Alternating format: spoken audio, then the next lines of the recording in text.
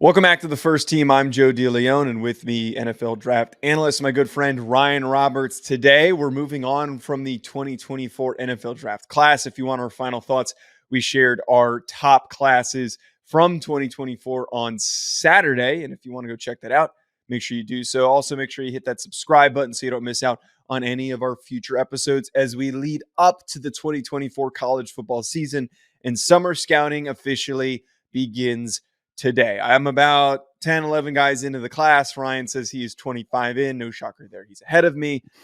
But Ryan, I tweeted this out, and apparently Twitter or X.com or whatever hated it so much that it put a temporary lock on my account immediately after, which has been fixed.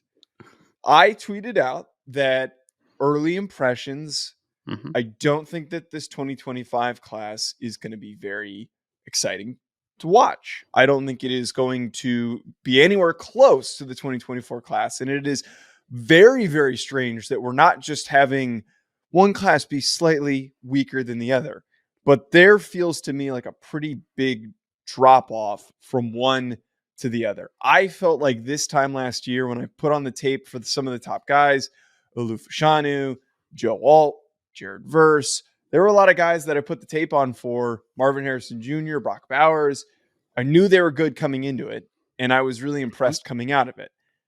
I've watched mostly linemen so far, but for some of the descriptions I've heard for some of these guys, man, it is a bit underwhelming. I'm not trying to really downplay this and crap on them, but the class is just not nearly as good as I think certain people think that they are.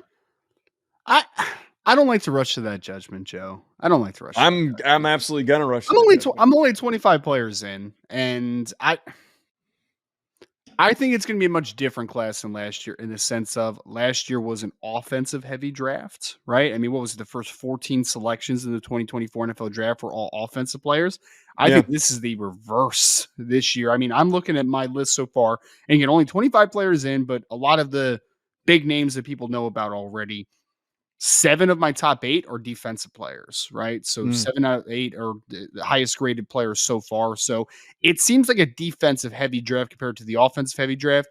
I think what makes it, and I think, correct me if I'm wrong, because I know you probably haven't watched any quarterbacks yet because you're a slacker. But I just refuse to watch them until the end. Here's the thing, Joe. The paramount positions, especially that get us super excited about, right? Quarterback does not look like a great class early on unless some things change. Wide receiver seems like a good class, but not as good as it was last year. And offensive tackle seems down to the year before, this past year as well. So I just think it's some of the premier positions maybe are down slightly, but then I do think it kind of evens out a little bit though. And I'm curious to see what happens because defensive line in 2025 looks fantastic early on. Corner, I think, looks really, really good. I mean, there's a lot of distinct differences between this class and last year's class. I'm not ready to say though that it's a bad class. I'm just ready to say that there were question marks at a couple positions that people care a lot about.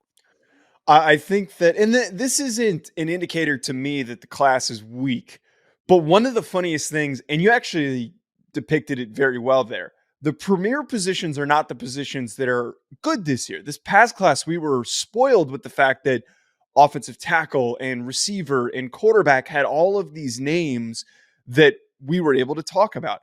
This year's class, outside of edge and there's some corner talent, but it sounds like 2 of the best positions are running back and their defensive tackle, which are 2 of the least premier positions in the NFL. And I'm just pointing out the irony of circumstantially how it's actually not that really rough of a class, but we're going to have a lot of running backs none that are worthy of going in the top 20 picks, but we're going to have way more running backs that we talk about in the first 3 rounds than we did last class. We're going to talk about a lot more defensive tackles that we would have the conversation of going in the first round.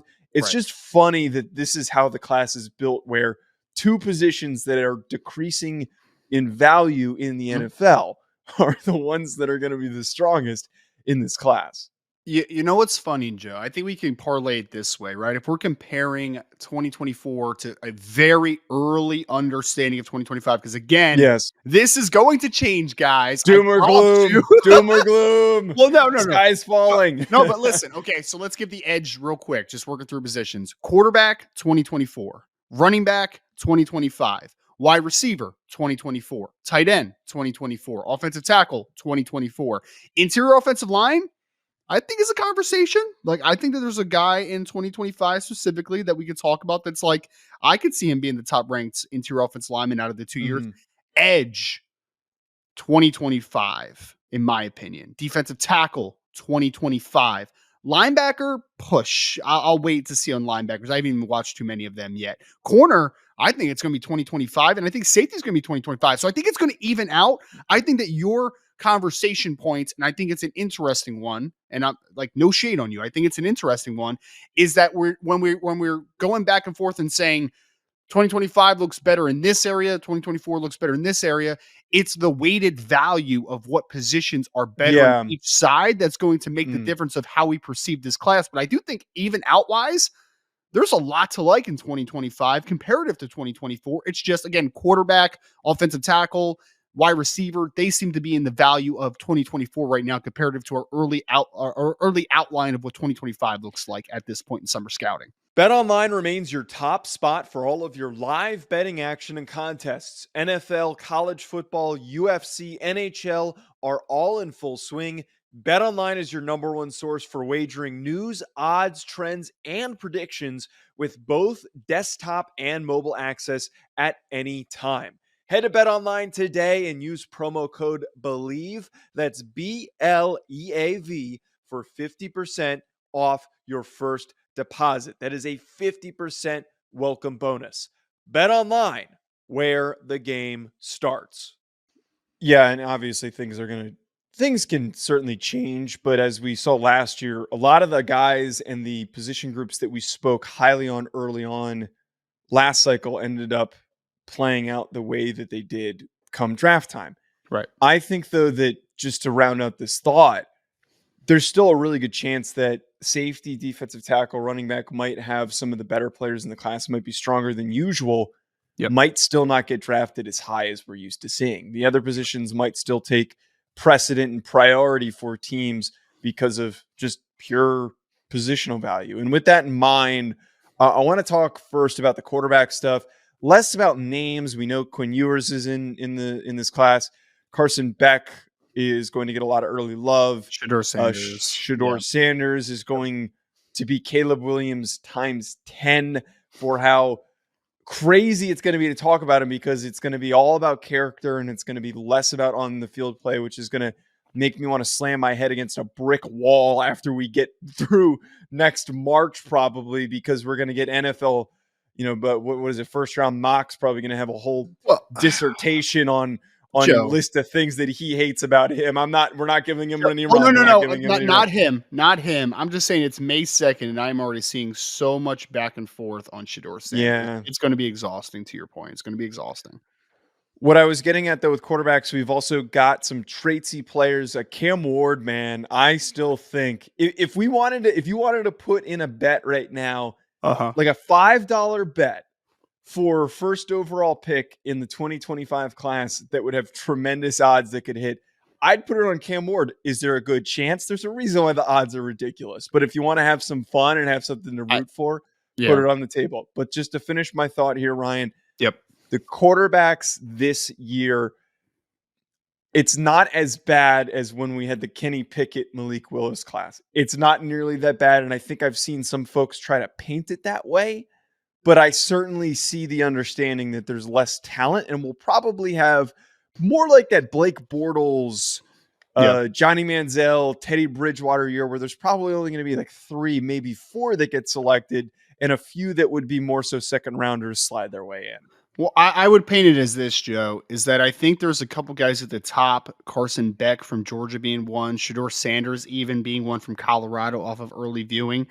I think that those guys are going to be near the top on most lists early on, especially because they bring a higher floor than some of the other quarterbacks in this class. They're more known commodities. They bring desirable NFL traits, but I think that you do see is there a limitation on the ceiling, right? Like that's kind of what you're missing a little bit with Carson Beck. Like I really liked Carson Beck from what I've seen so far. And again, I'm only about a game and a half in on him, but I see NFL quarterback, but like, do I see high end NFL quarterback? I'm not sure about that yet, man. I think he's good. Do I think he's a elite prospect? Do I think he's a top 10 pick? I'm not sure about that yet. But then there's other guys. You mentioned Quinn Ewers, volatile, right? Like he could be a first rounder or he could be a fourth round pick because he's too inconsistent and he's too unknown. He's too volatile. Cameron Ward is the same thing. I actually talked to a scouting buddy a few weeks ago before, I guess a couple months ago before Cam Ward had selected Miami, that was saying if he went to Ohio State, he would probably bet on Cam Ward being a first round pick, but he goes to Miami. So like, again, volatility continues. Yeah. Riley Leonard coming back from the injury. Like is he a guy that can make forget about him?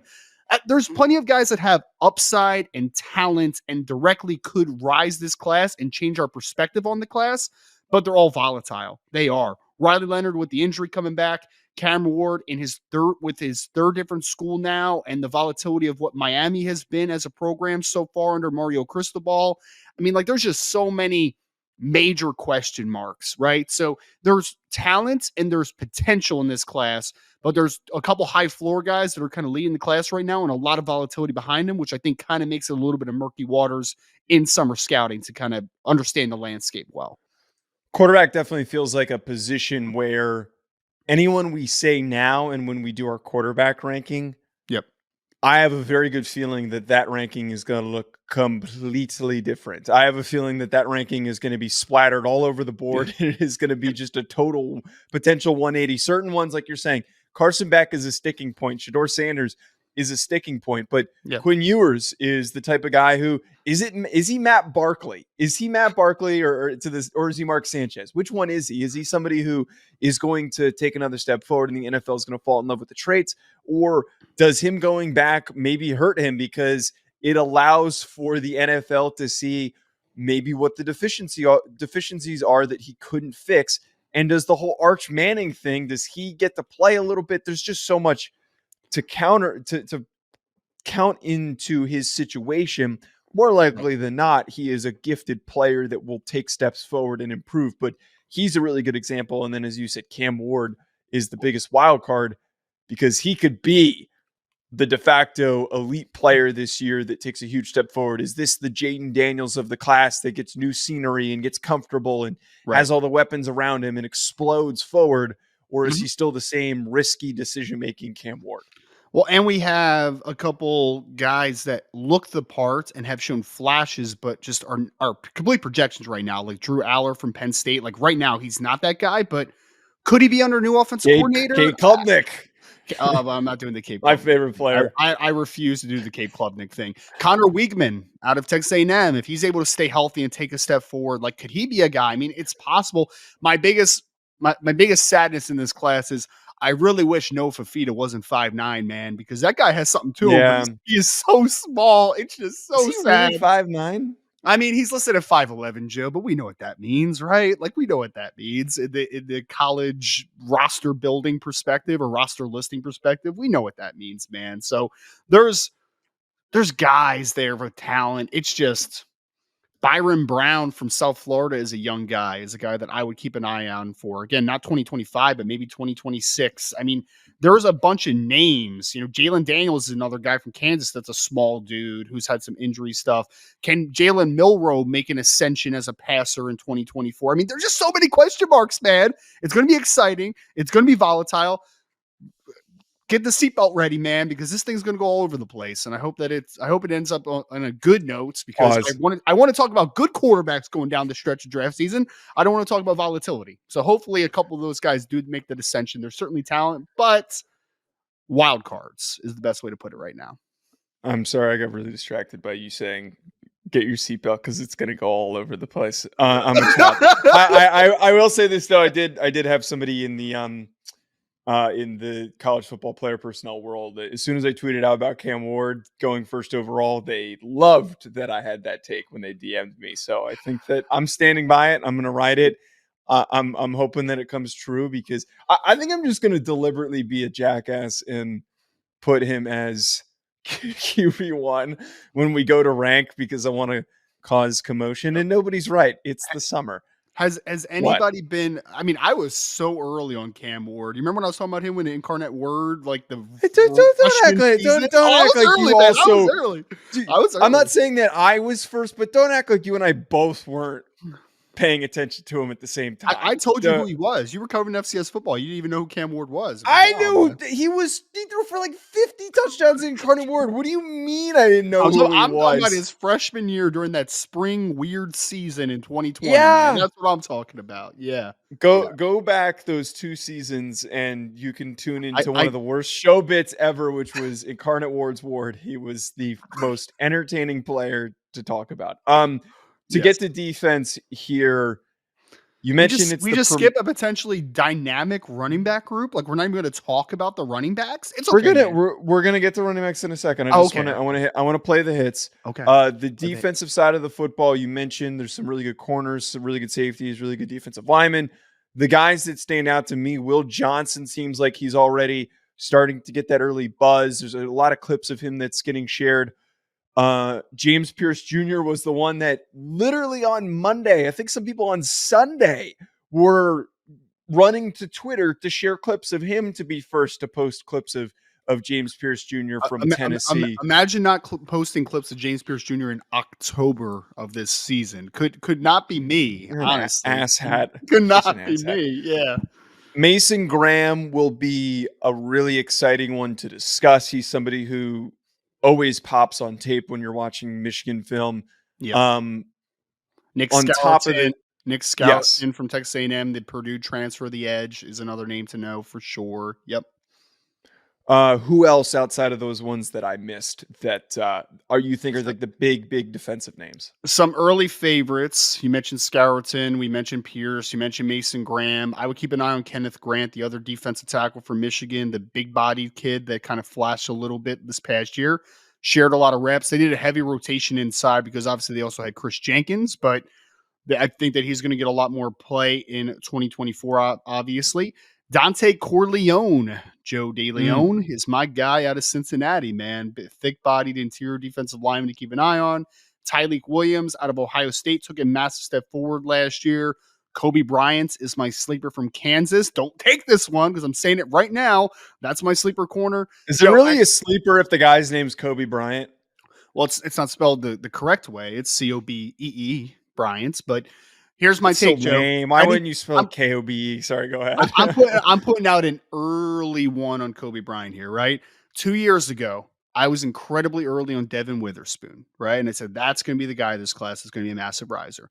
This past year, I'm super early on Quinyon Mitchell, like a year and a half early on Quinyon Mitchell. I'm telling you guys right now, if there's a corner that goes from a name but slightly obscure to the most of the NFL draft nicks out there that turns into a top 50 pick or maybe in a first round pick, it's Kobe Bryant from Kansas. So just remember I said that. It's in the podcast now. Just remember that that's out there, okay? You better post a clip of him before I do. I'm gonna try. Oh, I did last season already. Yeah, I did last but yeah, those are a few guys. Oh, we forgot to mention one of the better players in this class early on, Joe. Malachi Starks from Georgia. The safety is unreal, guys. Yeah. Like, actually unreal, dude. So that kid is going to be a guy that we're going to be talking about. Safety is not a position that has been overly emphasized and heavily valued on the NFL level the last couple years, but man, that kid can play. So, few names there. Few names for you guys. Starks is one that I'm excited to dig into his film. I haven't gotten to him yet. Running back you mentioned seems to be the best skill position group. Receiver, we've got Luther Burden, Tedero, McMillan, and then I think it's going to be a scattered board of how much do you like Emeka Ibuka coming off of an injury? I like Emeka Ibuka. I like Ibuka. I like him a lot. Yeah. Evan Stewart, who is now at Oregon. I like Tez Johnson. I haven't graded him, but Tez Johnson was fun, even though he's super thin. That's the Oregon kid, right? Yeah, he's a spark plug. He's like 165, but he's like a better version of Xavier Worthy. He's as fast as him, and he's got better hands, in my opinion. That's he transferred from somewhere to begin his career, right? Where was Tez Johnson? He is Bo Nix's adopted brother. So he was an Auburn kid? I don't think he was. I think he Okay. came from another small Yeah, school. I thought he came from a different school. I didn't think it was like something big like Auburn. I thought it was a G5 team, maybe. I feel It like it was was a it was it was a G5 team. I'm gonna look it up. But the running backs, I think, is going to be a compelling convo because we've got Ollie Gordon, who was yeah. close to the Heisman conversation. Quinshad Judkins, I think, is going to be a player who a lot of people are going to miss on for bad reasons because he's not as good as you think he is. Travion Henderson is a great football Mhm. player. Ashton Jeanty from Boise State is very explosive. Taj Brooks is something, or no, not Taj Brooks. Taj. So Taj He's the Brooks Texas for Tech Texas kid. Tech. Yeah, the big Yeah, thick yeah, dude. yeah, yeah. Yeah. He is a bowling ball. Yes. There are a lot of fun options who not maybe one goes in the first round, maybe one or two if we're getting Yep. spicy, but day two is going to be spattered with a lot of future starting running backs. Jonah Coleman's a kid that I really like that was at Arizona that transferred to Washington this offseason with the coaching change situation.